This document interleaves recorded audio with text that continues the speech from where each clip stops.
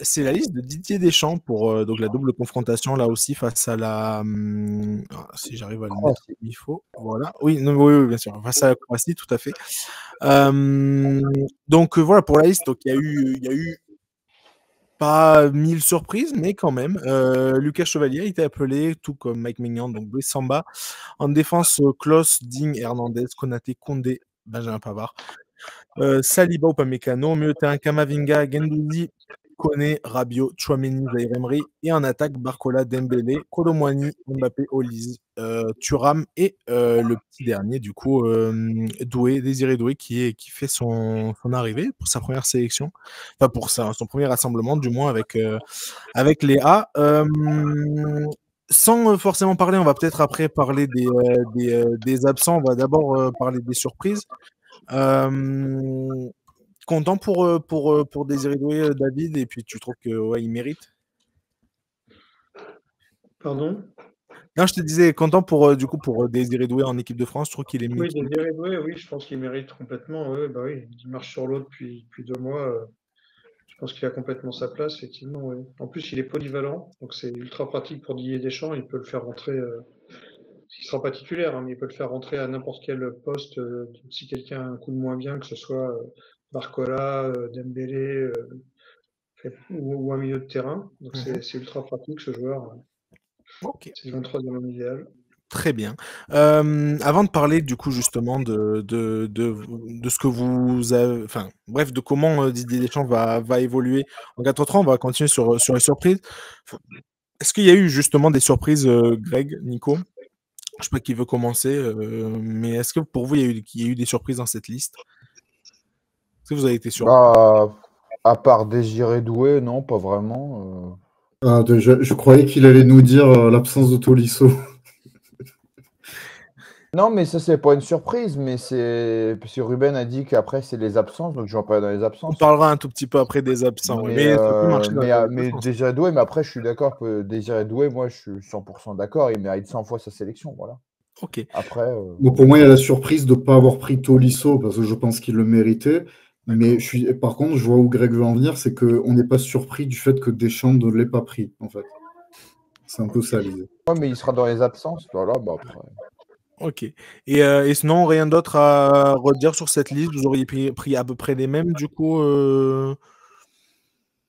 Oui, non, juste ça. Est-ce que vous auriez pris les mêmes? Et après, on va parler aux Moi, autres. oui, Chevalier, évidemment. Et selon les dynamiques, faudra même voir dans le futur, parce qu'en ce moment, Maignan n'est pas dans la meilleure période de sa carrière. Alors que Chevalier marche sur l'eau, mais il faudra voir. Mais bon, pour l'instant, Maignan est titulaire indiscutable. Mais je sais pas, je me demande si des fois, faudrait peut-être pas tester Chevalier à un moment ou à un autre, notamment en match amical, par exemple. Bon, là, ce sera les Ligue des Nations, mais c'est bien au moins qu'il soit pris parce que pour moi, il a sa place au moins dans les trois. Très bien. Du coup, bon, ouais, bon, écoutez, on va très vite enchaîner sur les quelques absents qu'on peut noter. On peut penser évidemment à Corentin Tolisso, on peut aussi penser à Cherki qui fait un super début de saison super début de saison, une superbe saison tout court avec Lyon. On peut penser aussi à Akliouche qui n'est pas pris, qui a pas été pris sur cette sélection. J'ai vu aussi tout à l'heure la liste des espoirs, il n'est pas non plus avec les espoirs. Bref, j'ai envie d'avoir. Je vais donner la parole à toi, Greg, parce que on connaît un petit peu ton avis, mais du coup, j'ai envie de l'avoir encore un peu plus. Et après, on enchaînera sur est-ce que ça veut dire que voilà, est-ce que Didier Deschamps risque de perdre Akliouche et Cherki au profit de l'Algérie? Mais ça, on en viendra juste après. Greg, ouais, je te donne la parole. Bah non, mais moi, les absences, bah, je suis d'accord que Tolisso, pour moi, méritait. Je suis pas le seul à le dire. Beaucoup de gens le disent, même Nico. Et puis Cherki, je pense qu'il n'aurait pas volé non plus sa place, tout simplement. Voilà. Et tu les aurais pris à la place de qui? Parce que c'est ça qu'on veut savoir. Bah, au milieu, Warren Zaïre-Emery, c'est un très bon joueur, mais il revient de blessure. Donc je pense que Tolisso aurait pu avoir sa place. Et puis voilà, un Manu Koné, je ne regarde pas assez la Roma, mais je pense que ce n'est pas non plus un pion essentiel, même s'il a fait des bonnes sélections. Et puis bah, Cherki, je suis désolé, mais moi, Randal Kolo Muani, je suis la Juve. Moi, on m'a dit, par exemple, mais Michael Olise, je l'aime beaucoup, mais je ne trouve pas non plus qu'il fasse une saison de dingue. le Bayern ne fait pas une saison de dingue. Certes, ils ont battu les Leverkusen, mais voilà. Mais par contre, Kolo Muani, je suis désolé, mais il marque plus avec la Juve. Ce qui n'est pas étonnant, parce que moi, je vous avais dit qu'on va se calmer. Il a marqué contre Côme, il avait marqué contre je ne sais plus qui. Et maintenant, bon, la Juve s'est pris 4-0 contre l'Atalanta et 3-0 à Florence. Donc pour moi, Kolo Muani, je suis désolé, mais bon, c'est un joueur qui arrive à marquer contre les petites équipes et pas contre les grosses. Voilà, donc je pense que Cherki, qui est quand même double meilleur passeur de l'Europa League, meilleur passeur de la Ligue 1, peut avoir quand même sa place. Voilà. Maintenant, c'est son choix et voilà, tout simplement. Ok, très bien. Pareil, même question pour toi, David. Tu l'aurais pris, des absents. Est-ce que pour toi, il y a des absents? Je suis OK pour Cherki. Cherki, il a sa place. Tolisso, ça me paraît pas un scandale de prendre Manu Koné et Zahir Emery du tout. Hein. Je pense que c'est des bons. Zahir Emery, il a confirmé, reconfirmé. Certes, il revient de blessure, mais il a fait des bons matchs avec le PSG depuis son retour de blessure. Manu Koné, c'est vrai qu'il peut y avoir un match avec Manu Koné, qui est un jeune joueur qui est pas forcément titulaire à chaque match à la Roma, etc. Mais bon, Tolisso, pour moi, il ne s'impose pas plus que ces joueurs-là. Par contre, je suis vraiment complètement OK sur Cherki. Moi, j'aurais pris Cherki, que je trouve brillantissime et qui est un vrai détonateur, je trouve, dans le jeu de Lyon et qui va être l'artisan de la qualif de Lyon face à Manchester United. Je l'annonce par avance. Et voilà, j'aurais pris Cherki, j'adore ce joueur, mais c'est un peu subjectif. À la place peut-être de Kolo Muani ou de. Moi, j'aurais plutôt laissé Olysée en Allemagne pour se reposer. Ok, très bien. Et même question pour toi, Nico, rapidement. Alors moi, j'aurais enlevé Zahir Emery et Manu Koné, et notamment Manu Koné parce qu'on a un peu le même profil de joueur et qu'on a voilà, des récupérateurs, on en a, des numéros 8, on en a, notamment Guendouzi. Et je pense qu'on pourrait avoir des joueurs au profil différent. Ce que j'aime bien avec un Tolisso, c'est que maintenant, Paolo Fonseca le fait jouer plutôt en numéro 10. Et ça, je trouve ça intéressant, au moment où on a perdu Antoine Griezmann, d'avoir un joueur qui se projette un peu plus vers l'avant, un petit peu plus technique, qui peut. Parce que Tolisso, vous pouvez à la fois le mettre en milieu récupérateur en numéro 8, et on peut le mettre en numéro 10. Ce qui est évidemment un poste pour Ryan Cherki aussi. Donc, moi, j'aurais mis Tolisso et Cherki, et j'aurais enlevé éventuellement donc Zahir Emery et Manu Koné. Là où je mets un bémol par rapport à Randal Kolo Muani, je suis d'accord avec Greg quand il dit que oui, il a peut-être pas le niveau, ou en tout cas, c'est un niveau un peu juste et qui marque contre des petites équipes. Le gros problème qu'on a, c'est un déficit d'attaquants. On n'a pas de numéro 9 digne de ce nom. Parce que pour moi, Mbappé n'est pas un 9. Tu sais quoi, Nico, c'est parfait. C'était le point idéal, c'était exactement le point sur lequel j'allais venir juste après. Comment il va utiliser Ousmane Dembélé, Didier Deschamps? Est-ce que Ousmane Dembélé, meilleur buteur européen sur la saison, mérite pas d'être numéro 9? Oui, de toute façon, il a utilisé comme ça Mbappé à l'Euro. Donc, à mon avis, on s'oriente vers probablement une attaque en 4-3-3 avec Mbappé à gauche, Barcola à droite et Dembélé dans l'axe. Moi, c'est ce que je ferais en tout cas. Et j'imagine qu'il va le tester pour voir si ça marche. Parce que je pense pas qu'il mettra Kolo Muani, il l'appelle en se disant peut-être que pour jouer les 15-30 dernières minutes, peut-être que si on a besoin contre la Croatie, il fera appel à lui si on a besoin d'avoir plus de points en attaque. Mais à mon avis, dans la tête de Deschamps, Kolo Muani n'est pas du tout le titulaire dans cette équipe. Non plus en ce qui concerne Marcus Thuram, qui encore une fois joue à 2 pointes avec Lautaro Martinez à l'Inter, et qui n'est pas fait pour jouer dans un système à 3, sauf si c'est pour jouer en poste d'ailier. Donc pour moi, le poste numéro 9, il devrait être dédié à Ousmane Dembélé, et avec Mbappé qui est plus à l'aise à gauche, et Barcola à droite, à mon avis, ou Barcola à gauche et Mbappé à droite, éventuellement. Ok. David, tu rejoins Nico? David, tu rejoins Nico? Je pense que ça va être ça, oui. Ok, très bien. Oui. Je pense que ça va être ça, je pense qu'en plus, Dembélé, 30 buts depuis le début de la saison, c'est juste hallucinant, c'est le meilleur buteur du monde depuis le début de la saison. Et c'est fou parce que s'il continue sur ce rythme-là, il va être du coup favori pour le Ballon d'Or.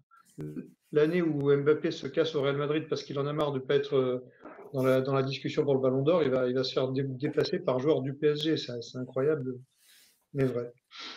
On en est Après, pas c'est encore là. Ballon d'Or, c'est la Ligue des Champions qui va le définir, de toute façon, on le sait. Hein. Après, c'est bien aussi. sûr, on en est pas encore là. Si c'est le Barça qui n'y aille, ce sera Lewandowski et personne n'en parle. Lewandowski, et ça, vu le but qu'il met encore hier, je trouve ça hallucinant. Ce sera Lamine Yamal, je pense. Bon, Ah, moi, on verra, on aura le temps. favori, On aura le temps d'en discuter après. Enfin, plus tard. Greg, tu voulais rajouter quelque chose? Tu voulais rebondir? Mais après, c'est possible aussi qu'ils mettent Mbappé en position d'avant-centre. Hein. Oui, bien sûr, mais c'est pour ça. C'est ce que moi, c'était la discussion que je voulais avoir avec vous. Comment Comment je Voilà, pense c'est qu'il va compréhensible, peut-être mais bon. plus au Real, il a tendance à jouer comme ça. Ouais, mais C'est il un peu s'accent. lui qui décide. En plus, il récupère le brassard là. Donc, s'il veut jouer à ce poste-là, à mon avis, il n'y aura pas de discussion. Après, on verra. Mais moi, je verrais peut-être plus un Dembélé à droite, un Barcola à la limite à gauche et un Mbappé devant. Mais je pense que Mbappé, il a envie de jouer à gauche aussi. Alors, c'est peut-être Barcola qui ne sera pas sur le 11 de départ aussi. C'est une surprise possible. Avec Dembélé à droite et Colomboigny titularisé dans l'axe, c'est possible aussi. Et Mbappé Thuram, ouais, pourquoi pas. Je sais pas si vous vous souvenez. Je sais pas si vous vous souvenez les 2-3 premières années d'Mbappé quand il jouait à droite et on disait mais pourquoi Unai Emery le fait jouer à droite, il venait de le recruter à Monaco au PSG et on se disait mais c'est bizarre parce que Neymar est à gauche et Mbappé à droite, il peut faire l'inverse. Il y avait encore Cavani à ce moment-là donc il n'était pas dans l'axe. Et on se disait, mais pourquoi il met Mbappé à droite alors qu'il n'a jamais joué à droite, il joue à gauche. Et je me rappelle, moi, sa première saison au PSG, ce qui m'avait bluffé, c'est qu'il jouait à droite comme il joue à gauche, en fait. Donc, c'est aussi bon, ouais. Et il y a aussi une autre option qui n'est jamais évoquée, mais jamais, c'est que pour moi, le meilleur poste de Dembélé, qui l'ait suivi depuis longtemps, c'est à gauche. Donc Dembélé, on ne l'a plus vu à gauche depuis une éternité, mais Dembélé, son meilleur poste, c'est à gauche aussi. Donc on peut tout imaginer, y compris Mbappé à droite et Dembélé à gauche. Je pense que ça n'ira pas jusque-là. Mais... Ce que je trouverais dommage, c'est il faudrait rester sur les dynamiques de club où en fait ils ont déjà leur repère. Parce que c'est vrai que tu disais Mbappé il joue dans l'axe, mais il a tendance à dézoner vachement. Alors que Dembélé, il a vraiment ses repères dans l'axe maintenant, et je trouverais ça bien de le tester comme ça, quoi. Surtout Mbappé, il préfère jouer à gauche. Il l'a toujours dit, il l'a toujours revendiqué. Donc s'il y a la possibilité de le mettre à son poste préférentiel avec, pour le coup, un mec qui met but sur but dans l'axe, qui se trouve être Dembélé, avec une bonne connivence entre les deux joueurs en plus. Hein. Ils n'ont pas eu le temps de l'exprimer pendant leurs années PSG communes, enfin pendant leur année PSG commune. Mais il y a une bonne entente entre les deux joueurs. Donc là, Dembélé est au firmament en faux neuf. Mbappé a envie de jouer à gauche. Ce sera l'occasion ou jamais. Et Barcola, il peut se sacrifier, aller jouer à droite ou même rentrer en joker de l'un des deux 20 minutes de la fin. Barcola, il avait commencé à droite à Lyon, il me semble, pas à gauche, non? Je crois. Il peut jouer les deux, souvent à droite et pas Ouais, il était pas mal à droite. Ouais. Enfin, il commençait. Au final, Barcola, ça a été fulgurant parce qu'en janvier, il devait partir à Saint-Gall en Suisse. Je ne sais plus pourquoi le deal a capoté. Et c'est à partir de février où il s'est bien entendu avec Lacazette. Et c'est là où il a fait une grosse fin de saison, notamment sur les côtés, ouais. Merci Laurent. Et puis après, il est parti au PSG, quoi. Et Barcola, ça s'est dessiné en 4-5 mois, quoi. Et c'est bien, Laurent Blanc l'a fait jouer, l'a fait bien développer avant qu'il parte au PSG. C'est ça. Ok, bah écoutez, très bien. On va juste parler rapidement du coup des deux. Enfin, avant de faire, on va faire nos pronos pour cette double confrontation parce que mine de rien, c'est un quart de finale. Alors oui, c'est un quart de finale de Ligue des Nations. Ça intéresse pas beaucoup de monde sans doute, mais on va quand même le faire. On va parler du coup d'Akliouche Cherki parce que voilà, il y a eu des infos il risque d'échapper du coup à la France. C'est possible, probable, je sais pas, ça, je suis pas dans les confidences, mais c'est possible. Greg, qu'est-ce que tu en penses Akliouche Cherki? Est-ce que ça peut jouer pour moi, j'aurais sélectionné aussi Ryan Cherki pour, entre guillemets, le bloquer, quoi. C'est-à-dire qu'en plus, franchement, aujourd'hui, pour moi, c'est notre seul joueur créatif dans cette équipe de France. Il n'y a pas d'autres joueurs, pour moi, un peu doués encore, mais il n'y a pas vraiment de joueurs créatifs qui sont capables, un peu avec le ballon, de faire un peu de tout. Là, on n'en a pas des créatifs. On a que Barcola est considéré comme un tout droit. Mbappé, c'est un peu pareil, hein, c'est beaucoup plus fort. Donc, il n'y a pas de joueurs créatifs. Et puis surtout qu'au bout d'un moment, à force de ne pas le prendre, on va se le faire, entre guillemets, piquer par l'Algérie, voire même l'Italie, parce qu'il a un grand-père qui est italien. Donc, il y a aussi l'Italie qui est dessus. L'Italie, vu le marasme qu'il y a en ce moment dans l'équipe nationale, ça leur fait bien aussi. Donc voilà, après, Akliouche, c'est un peu différent. On le connaît depuis un peu moins longtemps. Et il a un profil, je trouve, un peu similaire au Olysée, joueur comme ça. Maintenant, il a un talent phénoménal. Non, Akliouche, pour moi, je le prendrais aussi. C'est vrai on a envie de le voir en équipe de France. On a envie de voir à côté de grands joueurs ce qu'il peut donner au maximum. Là, il est à Monaco. Il est un peu bridé par son environnement, mais il est excellent, ce joueur. Excellentissime, même. Mais après, il faut qu'il gagne en régularité, par contre. C'est un joueur qui manque encore de constance. Mais qui a un talent fou. Et les deux, on a envie de les voir en équipe de France. Cherki et Akliouche, pour moi, j'ai envie de voir les deux en équipe de France. Je suis OK. Il y en a un qui est très créatif, l'autre qui est super bon au milieu de terrain. Et ouais, on a envie de les voir tous les deux en équipe de France. Ok, très bien. Et à force, pardon, de pas le faire, parce que de toute façon, on sait pourquoi Deschamps prend pas. C'est parce que déjà, il aime pas ce type de joueur. C'est pas ses joueurs à lui. C'est pas ses hommes de main, tout ça. Mais le problème, c'est que demain, alors après, il faut voir avec les joueurs. Je ne sais pas si Cherki a pris sa décision. Mais le problème, c'est que demain, tu risques de le perdre pour une sélection autre. Et tu vas perdre ce joueur. Parce qu'une fois que tu es sélectionné en A, tu peux plus revenir avec une autre équipe. Si, je crois qu'il y a un truc de 3 matchs, si je ne me trompe pas, joués. Je crois que c'est ça. Après, je suis plus sûr. Oui, mais en match amical. Il faut que ce soit des matchs amicaux. Voilà, c'est ça. Il y a une règle de 3 matchs, je crois, quelque chose comme ça. Mais amicaux, si tu joues en compétition. En rugby, par exemple, quoi. Comment ? C'est bien plus compliqué qu'en rugby, par exemple. Oui, mais voilà. En tout cas, si l'Algérie récupère ces deux joueurs-là, ça fait une sélection algérienne ultra forte sur la scène africaine. Ça en fait vraiment une ultra intéressante. Après, forte, je sais pas, parce qu'il y a aussi la défense, le milieu et tout. Mais ultra sexy. Le gardien. Il y a quand même des sacrés joueurs à chaque poste. Vous vous souvenez que comme ça, on a perdu Aymeric Laporte et Robin Lenormand qui sont allés jouer avec la sélection espagnole parce que Didier Deschamps n'en voulait pas. Ils étaient trop techniques et trop relanceurs. Je dis ça sans rire. C'est vraiment. Après, c'est différent, ils se sont fait naturaliser. Non, c'est pas ça. C'est que Aymeric Laporte a toujours été dans l'antichambre. Je crois qu'il avait déjà même été appelé en rassemblement, mais il n'avait jamais été sélectionné avec l'équipe de France. Et à un moment donné, il a vite compris qu'il n'était pas dans les petits papiers de Didier Deschamps. Et Robin Lenormand, il a su que l'Espagne faisait le forcing, notamment avant l'Euro 2024. Et il savait très bien que Didier Deschamps, il faisait partie du profil de joueurs qui ne lui plaisait pas, parce qu'ils sont trop techniques, relanceurs, alors que Deschamps aime plutôt les défenseurs beaucoup plus athlétiques. Ouais, après, comme je disais, mais la différence, parce que pour moi, Laporte, sincèrement, c'est un mercenaire. Enfin, c'est mon avis après. Mais la différence, c'est que Akliouche et Cherki sont binationaux, donc ils ont la double nationalité. Les autres, ils ne l'avaient pas, ils se sont fait naturaliser juste pour ça. Oui, mais ils étaient éligibles. La preuve en est, c'est qu'ils ont été champions d'Europe. Oui, mais ils n'avaient aucun rapport à part jouer. Je veux dire, ils n'avaient pas de parents ou trucs comme ça. Non, c'est vrai, mais. Deschamps a fait ses choix, Deschamps ceci, Deschamps cela. Bon, c'est toujours pareil. T'as qui à ces postes-là en défense centrale? T'as l'éclosion de Konaté ou Upamecano. À un moment donné, est-ce que tu prends vraiment. Excuse-moi, Upamecano, je préfère 10 000 fois Aymeric Laporte, perso, mais bon. Après, c'est pas le droit d'avoir le débat, mais bon. Moi, Aymeric Laporte, je n'ai jamais aimé son comportement, c'est différent. Non, mais après, c'est pas le meilleur défenseur, Aymeric Laporte, mais par exemple, Upamecano, il est appelé alors qu'il y a d'autres joueurs qui sont bien meilleurs que lui. Saliba, pour moi, est 10 000 fois meilleur que Upamecano. On lance un débat qui est fini depuis un moment, vu que Aymeric Laporte, Romain Lenormand, ils sont avec l'Espagne. Après, ça montre, juste pour finir, non, mais une question de profil aussi. Par contre, ça montre aussi qu'il y a un vrai problème en Espagne, parce que les deux défenseurs centraux ne sont même pas des joueurs de leur pays.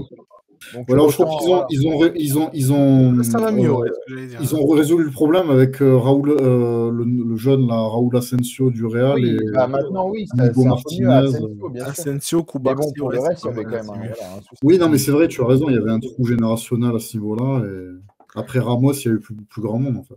C'est ça. Ok, écoutez, très bien. Il y a comment il s'appelle, le jeune du Barça aussi. Koubarsi, c'est ce que j'ai dit, ouais, Koubarsi. Koubarsi, ouais, Oui, bien oui, sûr. non, mais il y a Koubarsi qui monte, il y a ces joueurs-là. Il y a Inigo Martinez qui aujourd'hui s'est blessé, il a dû. Il y a Dean, bah, lui aussi, pareil. Alors, je suis désolé pour la prononciation, mais le petit qui était anciennement à la Juve, là, Dean Huijsen. Ah, d'origine néerlandaise aussi. Ouais. Ouais, bah, lui aussi, il a été naturalisé aussi, je crois. Mais il était néerlandais à la base. Mais lui aussi, il n'est pas mauvais. Oui, Il mais doit il est avoir... arrivé en Espagne, il avait 5 ans par contre. Il est Mais il y a arrivé lui très aussi, jeune en donc, Espagne. donc il y a des jeunes joueurs qui sont prometteurs en tout cas. D'ailleurs, Qui poussent. l'Espagne, on les joue en demi-finale, non? Si on passe la Croatie, si je ne m'abuse. C'est déjà tiré le tableau. Là, ils jouent crois, contre les oui. Pays-Bas, l'Espagne, je crois aussi. Oui, c'est ça. Pays-Bas, ouais. C'est pour ça que Huijsen, je suis désolé pour la prononciation, mais joue contre sa sélection, quoi. Exact. Ah bah là, du coup, il l'a appelé pour le sécuriser probablement parce que. Possible, ouais, c'est Possible.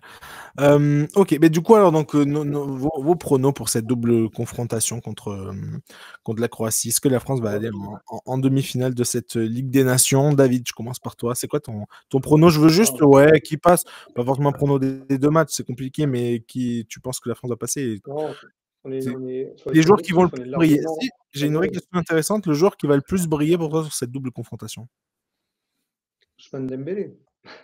Ok. Ousmane Dembélé qui va confirmer la confirmation de la confirmation de la confirmation. Et la Croatie, bah voilà, elle a eu de belles années, c'est en fin de cycle complètement. Cette Croatie, on est largement favori, on va pas se cacher derrière le petit doigt, on va pas commencer à dire que ça va être un match difficile, il faut se méfier des Croates. On est ultra favori, il faut qu'on gagne le match aller, le match retour et qu'on se qualifie facilement. Voilà. Moi, je me cache pas derrière le mot Croatie pour avoir peur.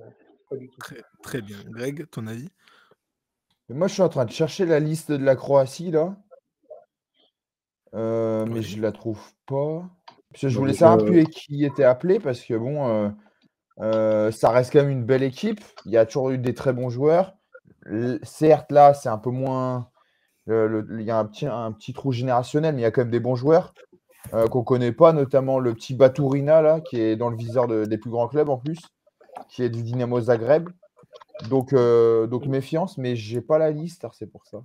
Je vais te dire la compo probable, ça va t'aider. Donc la Croatie, il nous annonce. Attends.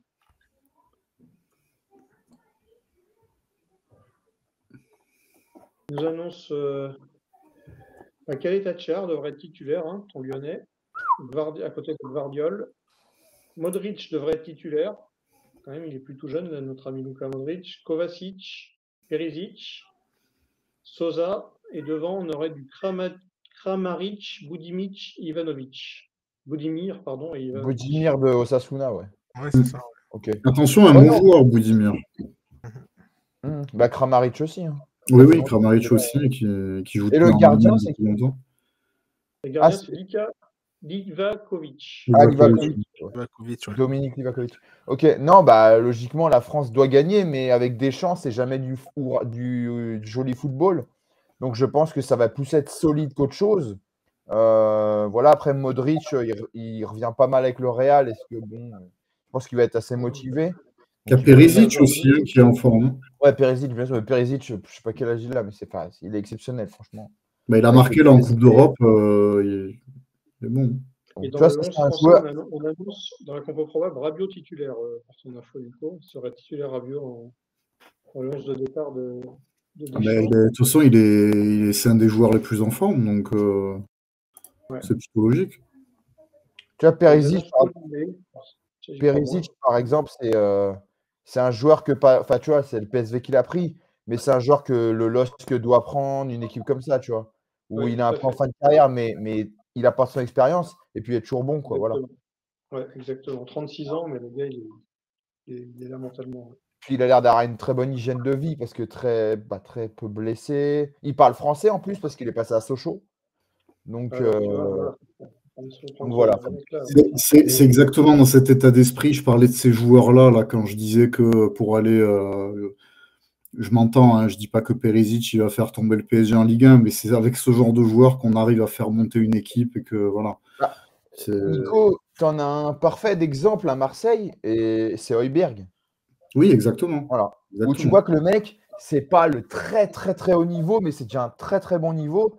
Et puis tu vois que c'est sérieux, quoi. Voilà. Moi, je pense à des mecs comme Rodrigo De Paul à l'Atlético, voilà, des mecs comme ça qui te font monter de niveau, voilà, au niveau Après, c'est exigence. cher, et puis... Pour la liste, hein, si vous voulez, je l'ai. Je sais plus exactement qui David a cité, mais on peut noter aussi Pasalic, Orsic. Je sais pas si Oui, ils y étaient. Pasalic de l'Atalanta. C'est ça, il y a Susic aussi, un milieu de terrain du coup Il y a Baturina. de Fulham. Comment? Je crois qu'il y est Baturina, il me semble. Baturina, ouais, Martin Baturina, ouais, il y est. C'est un jeune du Dynamo qui est vraiment prometteur, lui. Ouais, donc oui, il y a quelques joueurs, on va dire quand même connus. Cette équipe de la Croatie, de toute façon, on commence à la connaître, on la voit tellement souvent dans les derniers carrés, etc. récemment récemment, sur ces 10 dernières années, on va dire, qu'on commence à connaître pas mal de joueurs. Mais du coup, oui, tu m'as dit là ton favori qui va passer et ton joueur qui va briller, Greg? Briller, je pense qu'il a une revanche à prendre. Après, je sais pas il sera 100% physiquement, mais c'est Mbappé. Je pense qu'il a quand même une revanche à prendre. Il récupère le brassard. Il n'a pas été appelé depuis l'année dernière, hein, où son escapade en Suède. Tout à fait. Donc je pense qu'il a une revanche à prendre. Face à en plus des Croates, Gvardiol, c'est un très bon défenseur, mais cette année, il est quand même en méforme totale. Si c'est Tcha et Tachar, bon courage avec la vitesse de Mbappé Dembélé. Même si je pense que Tcha et Tachar ne sera pas titulaire, je ne sais pas qui il mettra, mais on verra. Mais ouais, Mbappé, à la limite, je pense que tout le monde l'attend. Dembélé, je pense qu'on l'attend, mais il est Après, Dembélé, ça va être intéressant de voir si c'est entre guillemets le PSG qui le fait briller, tu vois, avec Neves, avec Ruiz, avec Vitinha et ses petits joueurs de poche, ou si c'est entre guillemets, tu vois, lui qui brille parce que il est dans une forme absolue, quoi, tu vois. Mais je pense que ça va être un match intéressant. Je pense que les Croates vont quand même assez cadenasser le jeu. Surtout que Budimir, tout ça, c'est des grands gabarits, donc ils vont jouer physique. C'est sûr même que si on a l'équipe de France Konaté. va pas jouer comme le PSG en possession complète, ça c'est sûr. Voilà. Même si on a Konaté qui physiquement sait répondre, on le sait maintenant. Donc voilà. D'ailleurs, il va retrouver Barcola, ça va être sympa. Voilà. Là, j'ai une compo probable qui annonce pas Konaté, qui annonce Saliba ou Upamecano. Bon, faut se méfier des compos probables, et puis qui annonce devant Olysée titulaire. Alors ça, ce serait un peu une surprise quand même. Ah, peut-être. Et donc Dembélé, Mbappé? Dembélé, Mbappé. Mais bon, ok. J'imagine avec une permutation entre les deux. Avec un Olysée qui rentre sur son pied gauche, quoi. Olysée à droite et. Ok. Je sais pas, mais je serais surpris quand même de voir. Moi, j'ai regardé 2-3 compos probables, celle qui me paraît le plus, à mon avis, voilà, qui ressemble plus à ce que va faire Didier Deschamps, c'est Barcola, Mbappé, Dembélé devant. Et après, voilà, du Tchouaméni, Rabiot, peut-être Kamavinga au milieu de terrain. Et après, Après, j'ai Saliba ou Upamecano comme David en défense centrale. Est-ce qu'il va préférer Konaté? Ça, je sais pas. Koundé à droite, Maignan dans les cages. Et après, il y a toujours le poste d'arrière gauche. Est-ce qu'il va le laisser à Hernandez ou pas? Il y a Digne ou pas? Dans la liste, oui, il y a Digne. Ouais. Oui, il y a Digne. C'est possible que Digne prenne parce que Hernandez, il met plus un pied devant l'autre. C'est un peu compliqué. Non, mais il peut très bien mettre Lucas Hernandez à gauche aussi. Hein. Non, mais il n'y a pas l'autre. Non, il n'y a pas Lucas Hernandez, c'est Théo. Il n'y a que Théo. C'est que Théo dans la liste. Il n'y a pas Lucas. Théo et Jonathan Klaus qui pourrait avoir sa chance à droite aussi, pourquoi pas. Oh, il fait une belle saison à Nice, ouais. Oui, mais moi je partirais plus pour Lucas Digne, côté gauche. Qui présente plus d'assurance en ce moment que Théo Hernandez. Ou alors personne n'est prêt, il va remettre Kamavinga, hein, c'est possible, il a déjà fait plus d'une fois. Il a déjà fait plus d'une fois. S'il voit que les deux ne lui donnent pas satisfaction, il va essayer Rabiot, tu vas voir. Mais si on aurait un milieu Rabiot, Tchouaméni, et le troisième, c'est qui? Il peut y avoir s'il n'y a pas Kamavinga ou s'il y a Kamavinga? Non, sans Kamavinga. Il peut y avoir du Zaïre Emery, du Koné, du Guendouzi. Enfin, ça va pas être dans le football léché. Dommage. Non, sinon ça va pas être du football léché, on le sait. Hein, sinon, il tente le 4-2-3-1 avec un 10, tu vois, et comme il. Mais là, je mettrais Olise en 10, Michael Olise en 10. Et du coup, là, à la récupération, tu as du Tchouaméni Rabiot, et après, tu as juste un 10. Que ce soit. Moi, ça me plaît, ça. Moi, ça me plaît beaucoup plus d'avoir Tchouaméni Rabiot en défensif Michael Olise en meneur de jeu, parce que à mon avis, c'est son vrai poste. Olise, à mon avis, il ne faut pas le mettre sur un côté, surtout en équipe de France. Il faudrait le mettre dans l'axe, lui laisser la liberté du jeu et le libérer des tâches défensives et qu'il puisse se concentrer que sur l'offensive. Et une attaque Mbappé et Dembélé, pourquoi pas? Pourquoi pas? Et oui. Il y a un souci. Ce qui te plaît ne plaît pas à Deschamps. C'est trop séduisant. Ah bah il mettra jamais 3 joueurs, enfin 3 ou 4 joueurs. Bien équilibré. Ça c'est sûr. Avec le côté bien bloqué, t'inquiète pas pour ça. Bon, non, mais du coup, maintenant, je te passe la balle à toi, Nico. Mais pareil, même question pour Greg et pour David. Qui est favori qui est favori. Non, favori, on sait qui va passer et qui va briller. Quel joueur va briller? Si tu devais prendre la France est favori. Plus différent de Mbappé et non, moi j'attendrais peut-être une confirmation et j'ai envie de dire le fait d'asseoir son statut d'un Barcola. Très bien, ok. Qui doit, à mon avis, confirmer ses bonnes prestations avec le PSG, parce que quand il rentre, il fait de bonnes rentrées, puis quand il est titulaire, il est bon. Il a su retrouver un bon rythme de croisière après avoir eu un petit passage à vide. Ses buts par-ci par-là, notamment à Lens, ça lui a fait du bien et en Coupe de France. Et je pense que l'arrivée de Kvara lui a fait énormément de bien, parce qu'il sait qu'il y a de la concurrence, qu'il doit se bouger entre guillemets pour être titulaire, donc ça crée une émulation, donc ça le rend meilleur forcément. Et à mon avis, là où on l'attend, Barcola, c'est au niveau international, parce qu'il n'a pas encore prouvé sa vraie valeur, et à mon avis, il a tout à prouver sur ce rassemblement, et c'est peut-être la double confrontation dans laquelle il a des points à marquer. Ok, très bien. Moi, je vais partir sur Rabiot. Pour qui va, je pense, nous prendre une sacrée double confrontation parce qu'il en a le niveau et parce qu'il montre des choses assez dingues avec Marseille. Moi, il me bluffe pas mal ce joueur. Donc, il continue de me bluffer parce que je savais pas s'il allait revenir à Marseille en étant autant aussi motivé que voilà, il a joué dans des immenses clubs et Marseille est un immense club évidemment, mais voilà, sans jouer avec des champions, je me suis demandé dans quel état d'esprit, c'est ça que je voulais dire, il allait arriver à Marseille. Il est arrivé dans un sacré état d'esprit et voilà. Et à chaque fois qu'il est bon en équipe de France. Comment? Je pense qu'on pourrait voir aussi Désiré Doué sur les 20 dernières minutes des 2 matchs. Oui, aussi. C'est vrai. Il a le profil du super sub, ce gars-là. Et tout à fait. Une équipe de France. Moi, je pense qu'on le verra, on le verra jouer, à mon avis. Je précise, j'ai pas parlé de Rabiot parce que pour moi, c'est évident, c'est les 2-3 joueurs que tu mets direct sur la feuille de match. Oui, non, mais bien sûr. Pour moi, il n'a plus rien à prouver. Pour moi, c'est plus certains joueurs qui ont plus comme Dembélé ou Barcola qui ont. Ça, je comprends. La seule concurrence sur Rabiot, c'est que De Zerbi fait jouer plus haut et là, il va retrouver son poste naturel au milieu de terrain. Ouais, mais ça va être intéressant de voir comment il se réadapte, mais je pense qu'il est assez intelligent pour le faire. Oui, je pense qu'il n'y aura pas de problème. Après, avec ce qui s'est passé. Jeudi et dimanche, c'est ça? Comment? Les matchs, c'est jeudi et dimanche, c'est ça? Les matchs. C'est jeudi et dimanche. Ouais, le 23. Lundi prochain, on aura vu les 2 matchs et on saura. On aura vu les 2 matchs, exactement. Tout à fait, on pourra. Avec le retour au Stade de France. Enfin, en France. En plus, on a fait un prono comme on fait un prono de PMU. Là, on a cité tous les chevaux, donc il y en a bien qui va être à l'arrivée. C'est sûr. Non, mais ouais, on va se laisser là-dessus. En tout cas, c'est